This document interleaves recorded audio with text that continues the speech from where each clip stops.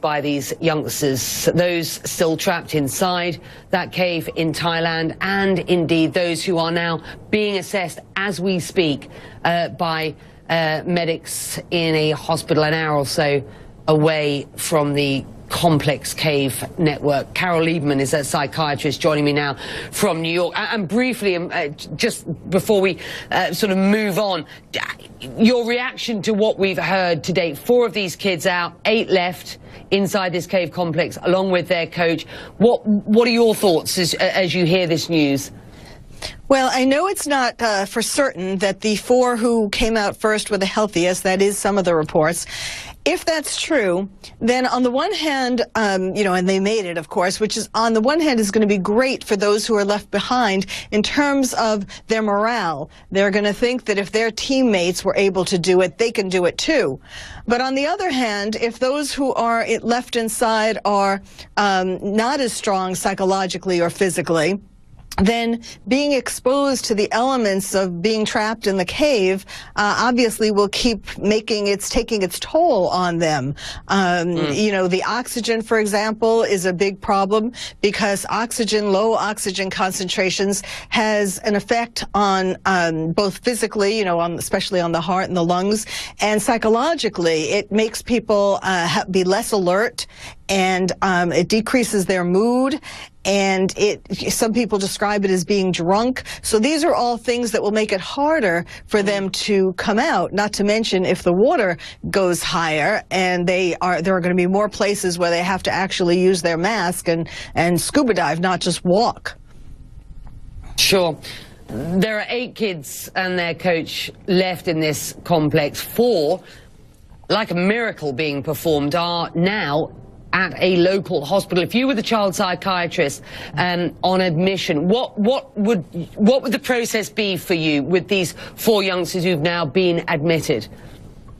Well, mainly it would be to get them to finally express their feelings, their fears, all the things that they've been holding in because, you know, they've been trying to act brave, or the coach has been trying to pump them up and so on to make them feel like they can do it, they can escape. But, you know, now they need a chance to actually, you know, sort of exhale, waiting to exhale, and talk about what it was really like for them in there. So it's more like letting them express themselves finally, you know, and reassuring them that they're safe and so on.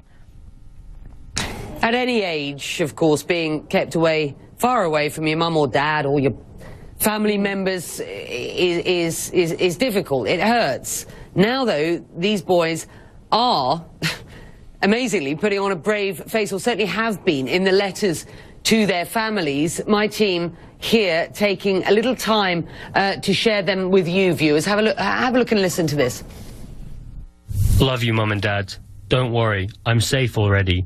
Love to everybody. Mom, are you okay at home? Stay at home. I'm okay. Please tell my teacher too. I'm fine, but the weather is quite cold. But don't worry. But don't forget my birthday. I'm okay. Don't worry. I love Dad and Mum and everybody. I've just disappeared for only 2 weeks. I will go back and help Mom to sell every time I have a free day. I will rush to go back. Now don't worry about us anymore. I miss everybody. I really need to go back home.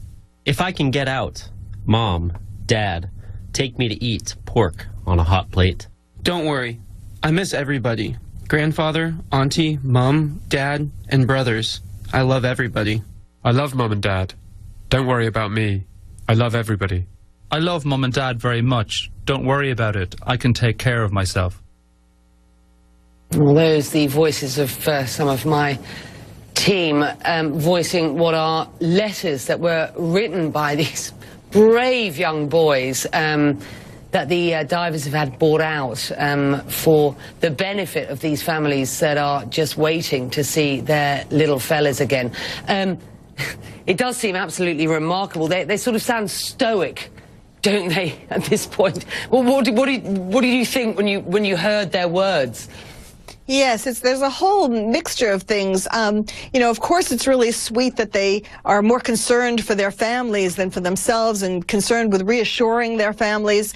You know, I think some of it might be also that they feel a little guilty and ashamed that they got themselves into this kind of circumstance to begin with. Like the parents wrote things, "Don't worry, we're not mad at you."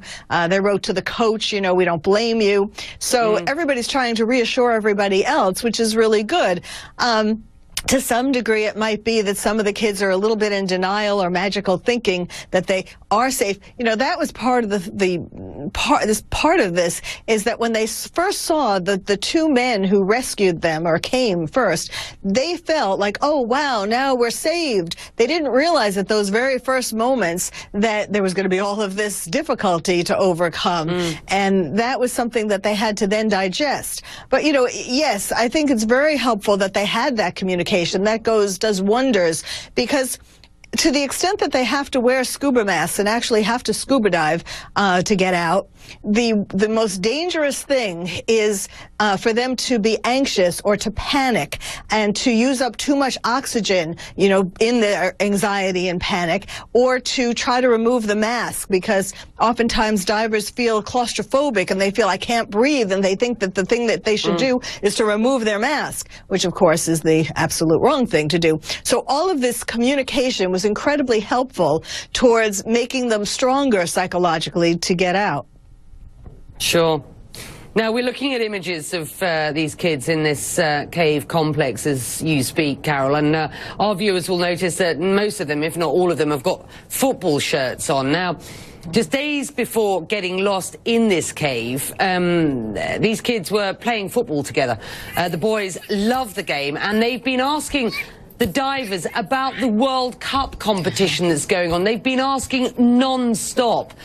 Little do they know, perhaps, at this point, that they have now been invited to the finals by FIFA, and let's just hope that final is on Sunday. It would be wonderful if they were all out and able to attend. Perhaps a little bit optimistic at this stage, but you know, it's fascinating, isn't it? And you, as a child psychiatrist, I just wonder how you feel about this sense that, you know, we know they talked about when they were first found being hungry and wanting something to eat and what it is that they wanted to eat. The fact that they're thinking and they can, you know, entertain themselves, as it were, thinking about the World Cup competition that's going on, it seems to be keeping them together, seems to be keeping their minds occupied. Yes, yes, absolutely. Again, you know, I think that that's probably due to the coach and the rescuers and so on who have been in there and trying to help them keep that positive frame of mind. You know, one thing that you sort of alluded to is, I mean, yes, wouldn't it be wonderful for the world, not just for the children and for their families, if we saw them at the World Cup, like if they were healthy enough to finally to make it to the World Cup. But, you know, also there's the other side of that. I mean, it is going to be devastating for the world if they all don't get out. You know, I mean, it's great that we have 4 and we know that, and we can be fairly sure that they're going to be okay because now they're, you know, being treated and so on. But there's going to be an impact on people who are watching this all over the world, because we each kind of identify with them. You know, we may feel trapped in different ways in our own lives and want to be rescued. So hopefully they will all get out, and that would be just glorious to see them at the World Cup. Wonderful. All right. Well, we absolutely share your thoughts. Your analysis and insight is incredibly important to us. Carole, thank you. Carole Lieberman is a psychiatrist talking to us today from New York. Stay with us, viewers. We will be in relatively good